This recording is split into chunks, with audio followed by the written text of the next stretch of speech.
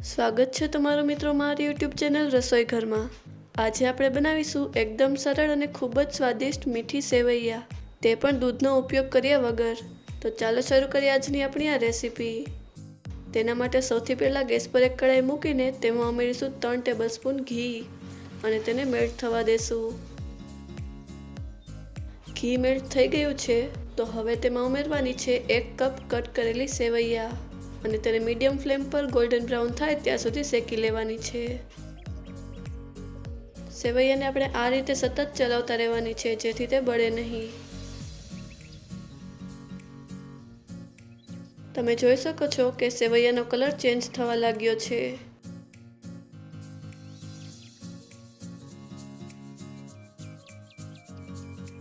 હવે સેવૈયા સારી રીતે શેકાઈ ગઈ છે તો તેમાં ઉમેરીશું કટ કરેલા ડ્રાયફ્રૂટ અને તેને પણ 2 મિનિટ માટે સારી રીતે શેકી લેશું। ડ્રાયફ્રૂટ તમે તમારી પસંદ મુજબ તેમાં ઉમેરી શકો છો।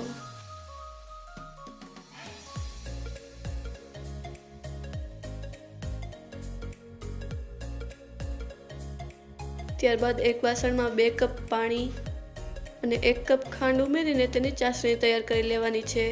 આપણે અહીં તારવાળી ચાસણી તૈયાર કરવાની નથી, માત્ર ખાંડને ઓગળવા દેવાની છે। ખાંડ ઓગળી ગઈ છે તો હવે આપણે ગેસની ફ્લેમને બંધ કરી દેશું અને તૈયાર કરેલી ચાસણીને શેકેલી સેવૈયામાં ઉમેરી દેશું। ત્યારબાદ તેને ઢાંકીને 5 મિનિટ માટે મીડિયમ ફ્લેમ પર પાકવા દેવાની છે। તમે જોઈ શકો છો કે તેમાંથી પાણી ઘણું ઓછું થઈ ગયું છે। તો હવે તેમાં ઉમેરીશું એલચીના દાણા અને તેને સારી રીતે મિક્સ કરી લેશું। ત્યારબાદ તેને ફરીથી ઢાંકીને 5 મિનિટ માટે મીડિયમ ફ્લેમ પર પાકવા દેશું।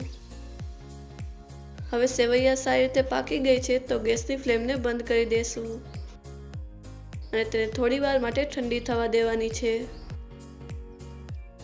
તો તૈયાર છે ખૂબ જ સરળ અને એકદમ સ્વાદિષ્ટ મીઠી સેવૈયા। દૂધનો ઉપયોગ કર્યા વગર આ સેવૈયા સરળતાથી બની જાય છે અને સાથોસાથ તે ઘરમાં રહેલી ખૂબ જ ઓછી વસ્તુમાંથી બનીને તૈયાર થઈ જાય છે। જ્યારે પણ કંઈ મીઠું ખાવાનું મન થાય ત્યારે એકવાર આ રીતે સેવૈયા બનાવીને જરૂરથી ટ્રાય કરજો।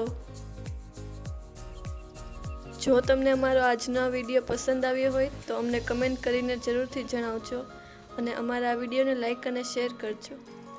જો તમે અમારા ચેનલ પર નવા હો તો ચેનલને સબસ્ક્રાઈબ કરો અને બાજુમાં આપેલા બેલ આઇકનને પ્રેસ કરો જેથી અમારા નવા વિડીયોની નોટિફિકેશન તમને સૌથી પહેલાં મળે।